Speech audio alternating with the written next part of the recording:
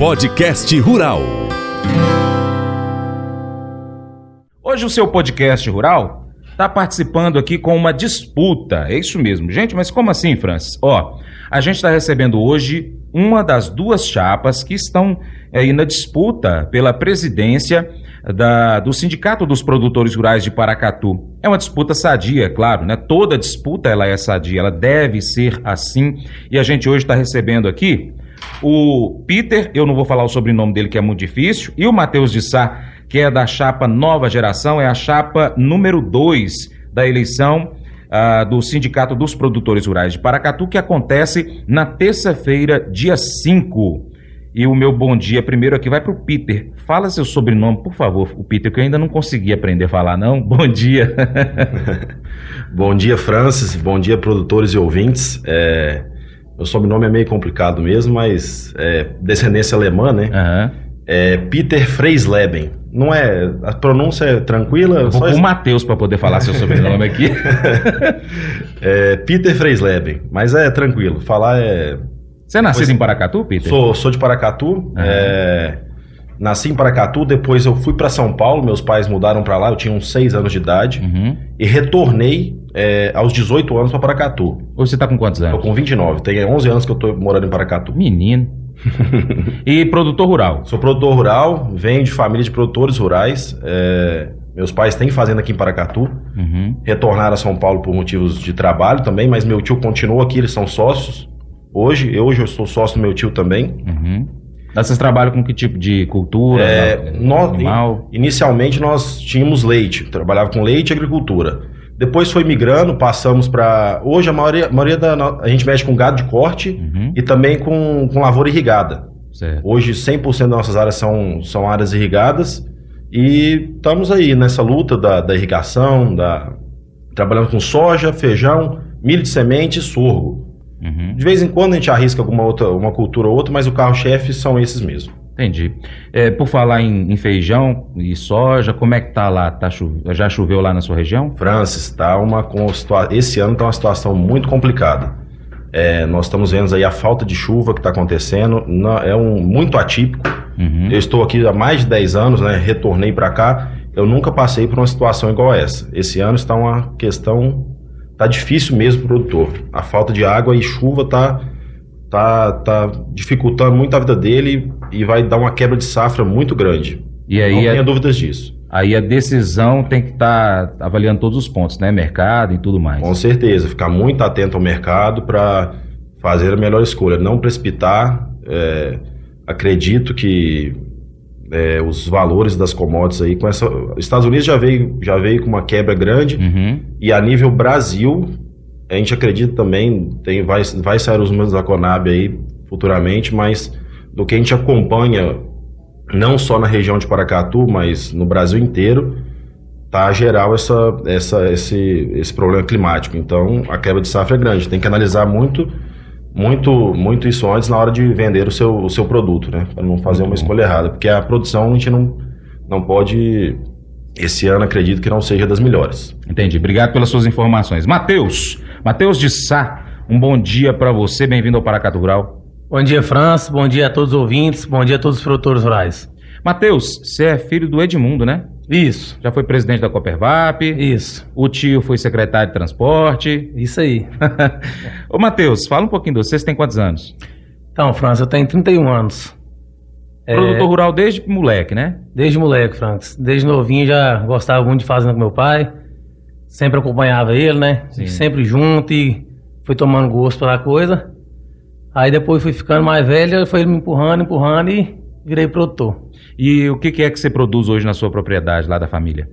Hoje a gente produz leite, soja, milho, sorgo, milho de semente, tem as áreas irrigadas, tem o sequeiro também, né? Gado de corte.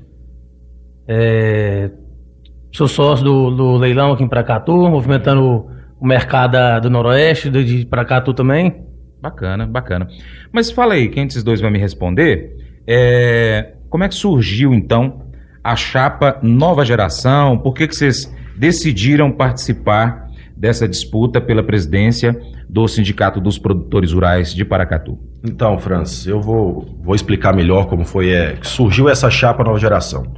Nós somos um grupo, essa ideia não surgiu de agora, essa é uma ideia nossa antiga. Nós temos um grupo chamado Nova Geração. O que é esse grupo, Francis? Esse grupo é um grupo de novos produtores para Paracatu, não novos de tempo de mercado, mas a geração, a sucessão. Somos todos filhos de produtores ou produtores realmente que ingressaram no mercado agora. Surgiu dessa ideia. Nós tínhamos esse grupo criado em 2020, o grupo hoje bem pequeno por enquanto, surgiu da ideia do Filhas do Agro. Depois do surgimento do Filhas do Agro, nós resolvemos criar esse grupo da Nova Geração. Foi a partir daí que nós tivemos a ideia de lançar algum líder dentro de Paracatu. Inicialmente não tínhamos definido qual era o ramo que iria ingressar. Esse ano, com a eleição do Sindicato Rural, demos continuidade a essa ideia.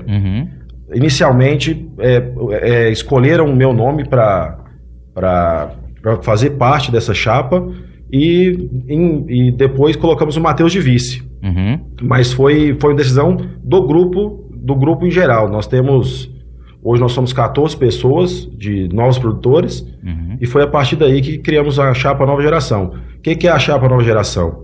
Chapa Geração é eu e Matheus na frente, porém com a experiência de pessoas por trás, o grupo em geral, mas com a experiência aí do Joãozinho por trás, o Zé Humberto, o Zé Beck, o João Pinton, entre outras pessoas com muita experiência, produtores rurais, com muita experiência apoiando a nossa chapa. Entendi.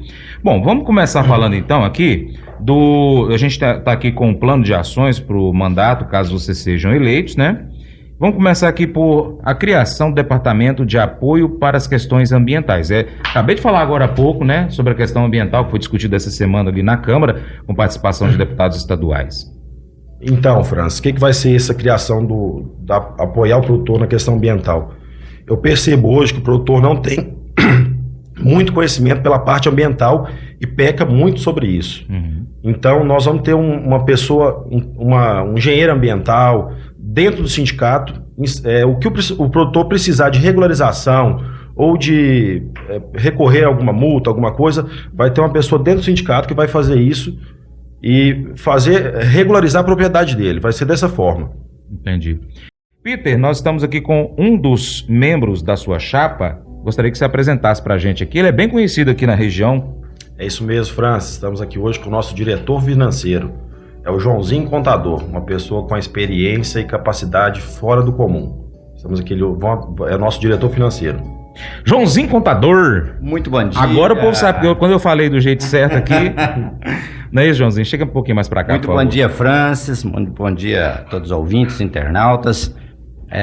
Com grande satisfação que a gente aproveita desta oportunidade, né, da audiência, da ampla audiência do seu programa, Francis, para poder debater e trazer aqui e apresentar as principais atividades que nós pusemos como pauta do nosso valoroso trabalho que essa chapa tem uma disposição e um propósito de desempenhar frente ao sindicato. Muito bom. Joãozinho, eu só dar um aviso aqui para o nosso ouvinte. Na segunda-feira, a outra chapa, a chapa número 1, estará aqui comigo ao vivo também, trazendo também o debate aí dentro do plano de ações deles. Ô Joãozinho, a gente até destacou alguns pontos aqui, né, no plano de ações, para que você comentasse com os nossos ouvintes. Eu sempre falo assim, Francis, esse daqui e um outro que a gente vai falar aqui agora é muito importante. Atuar com efetividade na questão da pauta fiscal do ITR todos os anos. O que isso significa para quem não entendeu? Francis, é uma oportunidade muito bacana e a gente tem visto o seguinte, o produtor rural tem a oportunidade todos os anos de participar, né, por meio do sindicato rural, deve fazer isso, o sindicato deve agir, deve atuar, porque todos os anos o conselho municipal, existe um conselho, né, que cuida disto, né, para o município, uma isenção danada assim, por parte do governo, existe uma equipe técnica para dar os valores da pauta fiscal do ITR até junho, porque isso tem que publicar numa base de dados nacional, transmitir para a Receita Federal, para que na declaração de ITR, que é sempre feita em setembro, esteja vigorando. E essa pauta é importante porque se ela não for publicada, a Receita Federal adota uma que ela tem e que é muito pior do que a nossa. Então, assim, mas a gente vê, Francis, que nos últimos anos, infelizmente, não foi assim que funcionou.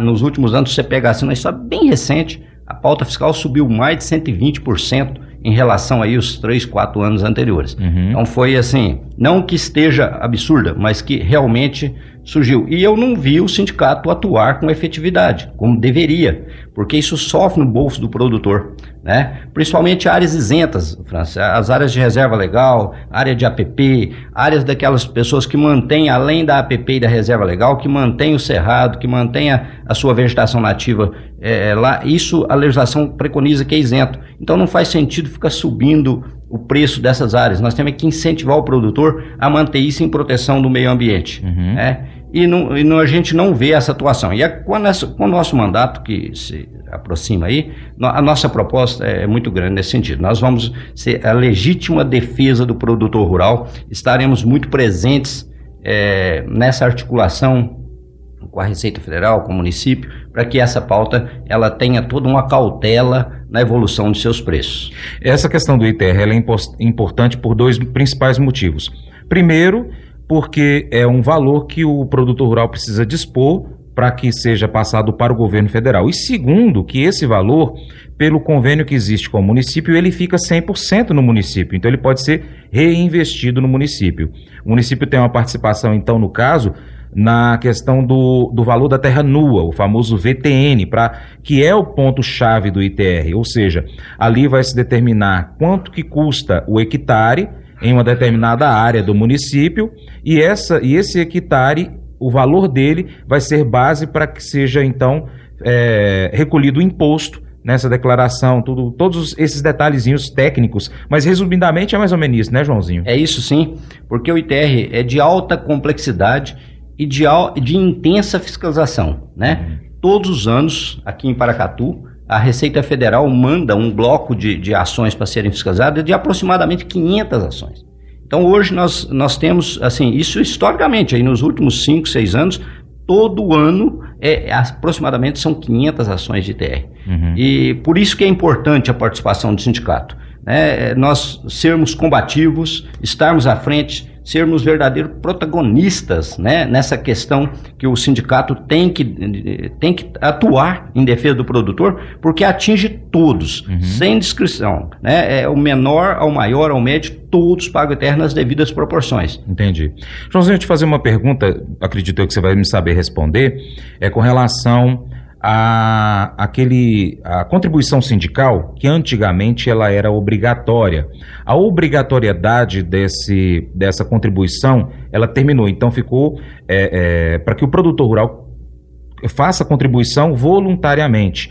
Isso tem quantos anos que acontece, Joãozinho? Foi depois da reforma trabalhista, né, em 2017, se não me engano, que começou a vigorar. Então, dali para cá, o produtor rural, a contribuição à CNA, ela só é obrigatória, ela só é facultativa. Você paga se quiser. Então, assim, eu particularmente incentivo muito meus produtores a recolher essa contribuição, porque ela é importante para a estruturação dos seus sindicatos. O que acontece? Às vezes ela traz na distribuição dela um desincentivo, na medida que grande parte daquela arrecadação é destinada a fiscalizar o próprio produtor. Tá. Então, por isso é que precisava mudar essa regra. Ela precisava, a destinação daqueles recursos, nós precisamos de agir, Francis, para que esses recursos dê satisfação do produtor pagar, para saber que ele está ficando para o sindicato, para a CNA, e não para órgãos que vai fiscalizar o próprio produtor, de forma que não tem nada de bom nisso, né? Antes de fiscalizar, é melhor educar, né? Exatamente. Aí se usar essa verba para a questão da educação do nosso produtor rural, acho que é importante, independente se ele seja sindicalizado ou não, né? Porque quando um produtor rural, na minha opinião, como observador do agro, quando um produtor rural não sindicalizado erra, a classe toda é penalizada pela sociedade. Isso aí fica ruim para o produtor rural. É um ponto importante que, no caso de um sindicato de produtores rurais, precisa então ser abordado, no meu ponto de vista. Joãozinho, um outro ponto que é destacado aqui no plano de ações da Chapa 2, Nova Geração, é atuar de forma intensa na defesa técnica dos produtores rurais, nas ações fiscais de ITR e outros que a Receita Federal, em parceria com a Prefeitura, estão propondo todos os anos. Você falou um pouquinho do ITR, quais seriam esses outros? É porque assim, nós temos essa intensidade de atuações fiscais, o ITR tem demais, né? Então assim, eu não tenho observado o sindicato se propor a defender. E a FAENG, ela se dispõe, ela tem estrutura jurídica, estrutura técnica para nos ajudar. E aí os produtores ficam, a hora que recebem essas notificações, o que a gente observa, Francis, é que cada um para si. Né? E porque o sindicato precisa ser referência, você precisa chamar para si a responsabilidade e a participação nisso. Olha, eu quero te ajudar, produtor, vem para aqui que nós temos condições de te ajudar. É muito importante porque, assim, recentemente, nós tivemos uma legislação do ITBI que o prefeito Igor fez assim, bacana, se propôs, né, nessa vibe do Brasil, de constituir holdings, de preocupar com as futuras gerações, de preocupar com a estrutura dos negócios, do agronegócio. E aí, a Paracatu tinha uma legislação que cobrava ITBI nessa integralização dos imóveis rurais como capital social nessas holdings. O prefeito Igor, de forma exemplar, se propôs, apresentou um projeto de lei, tramitou na casa e eu estive lá juntamente com os meus colegas aqui, para liderar essa questão, para apoiar a classe produtora. Mas eu não vi a participação, faltou, né, do sindicato rural. Então, assim, é nesses momentos, que são oportunidades raras, que fica para a história, é que a gente tem que fazer, tem que participar. Eu trouxe aqui uma matéria do jornal Visão Regional, olha aqui para vocês verem, de março de 2017, onde eu estava aqui liderando naquela questão da reforma trabalhista. Nós lideramos, tem muita gente de Buritis aqui, de João Pinheiro, de Arinos, eu liderei, e aqui o que fala aqui, ó, Joãozinho Contador coordenou a histórica reunião em Paracatu. Isso aqui foi para a gente fazer proposições, na época debatemos questões trabalhistas, porque é uma área que a gente entende, né, Francis? A gente fica muito à vontade para fazer isso. Quando fala em legislação, em defesa do produtor, a gente tem um conhecimento bacana.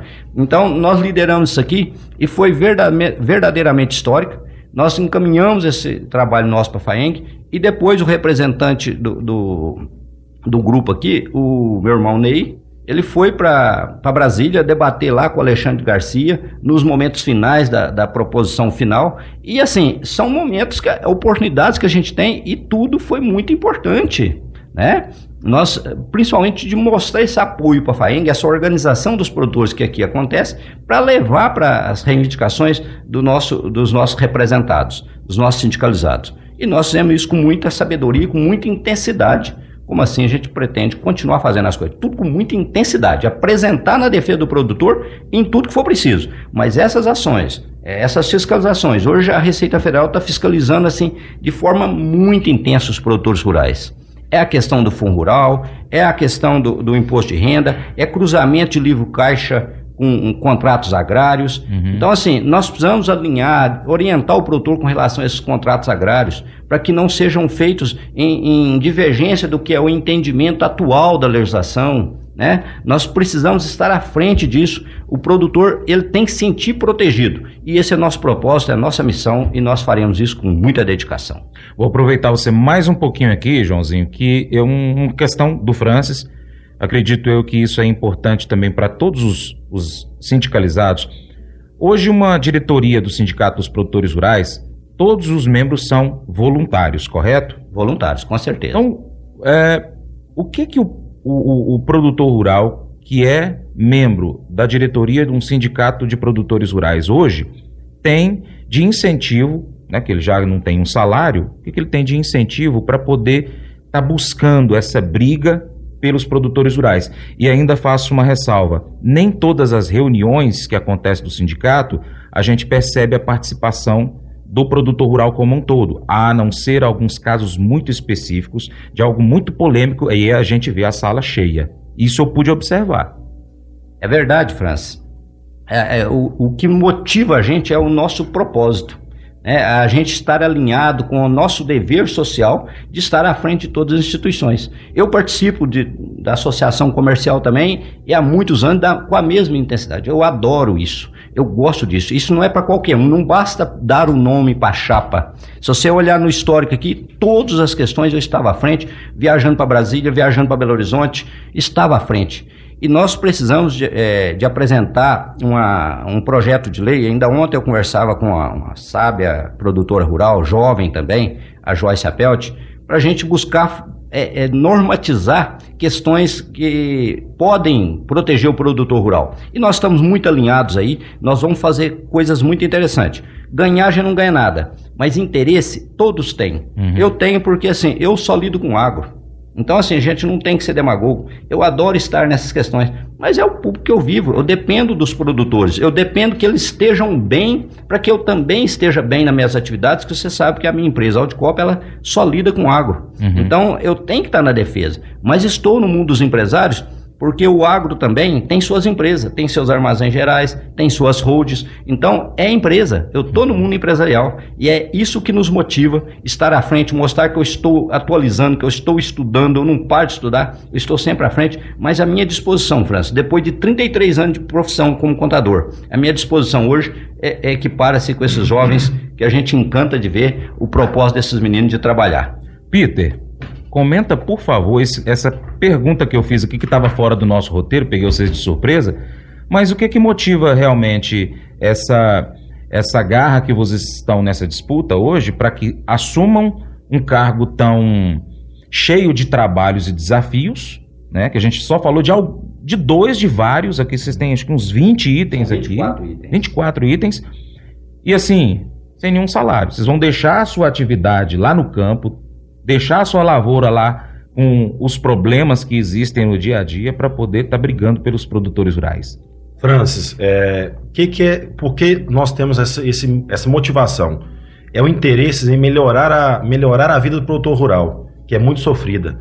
Essa é a ganância nossa, não é por poder, não é por status. É querer realmente mudar a vida do produtor rural.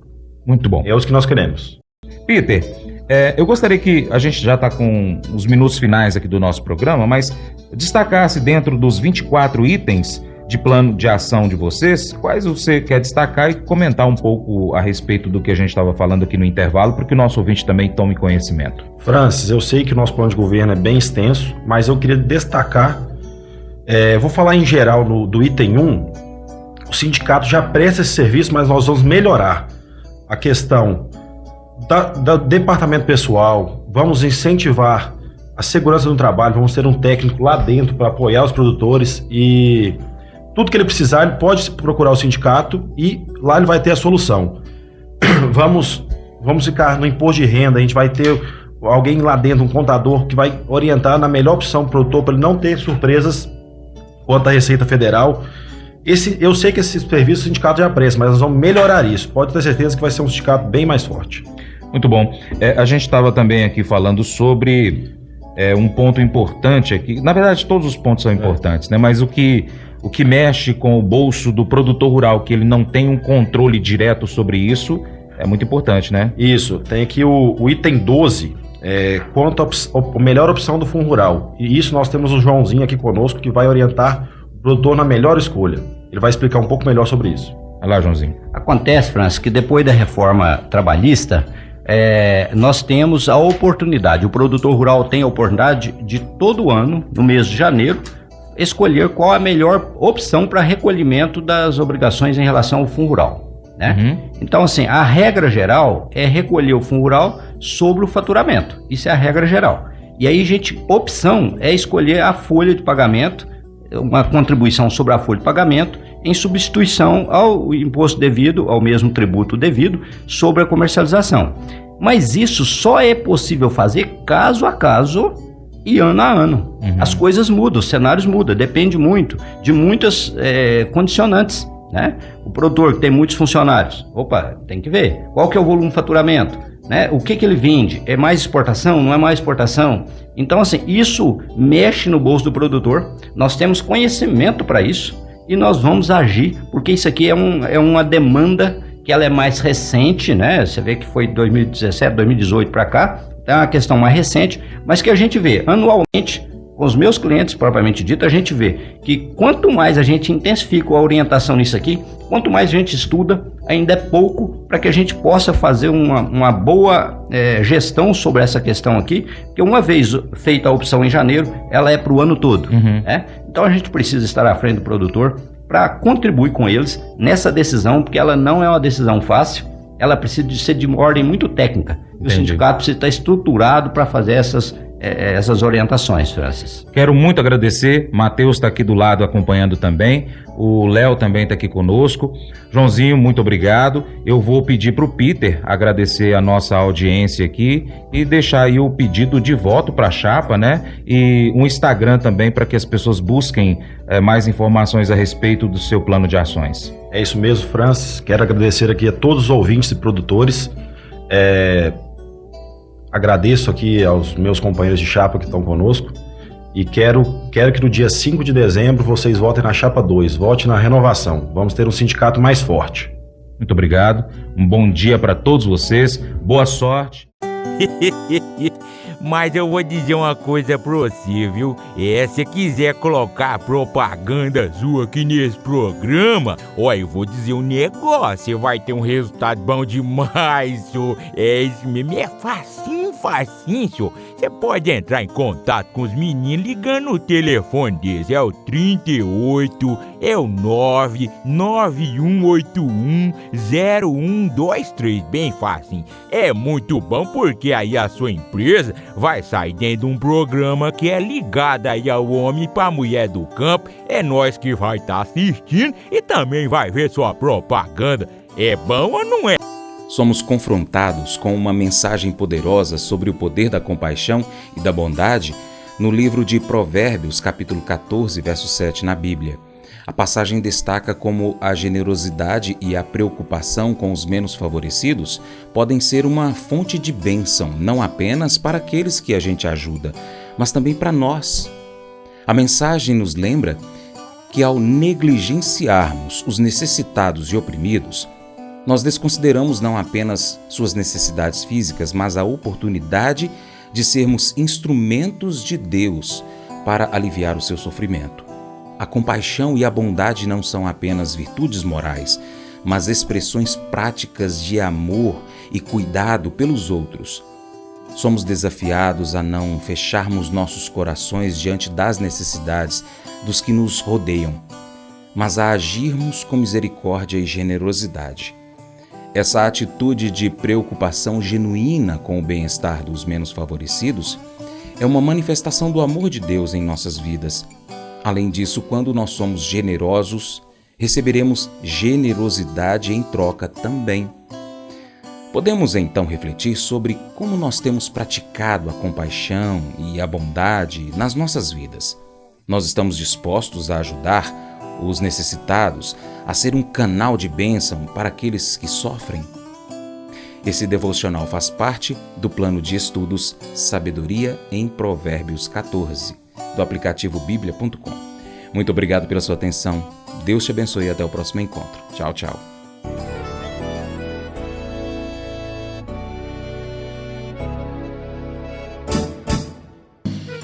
Acordo de manhã para prosear no mundo do campo, as notícias escutar. Vem com a gente em toda a região com o seu programa Paracatu Rural. Tem notícias, informação e o mais importante, sua participação. Programa Paracatu Rural. Programa Paracatu Rural.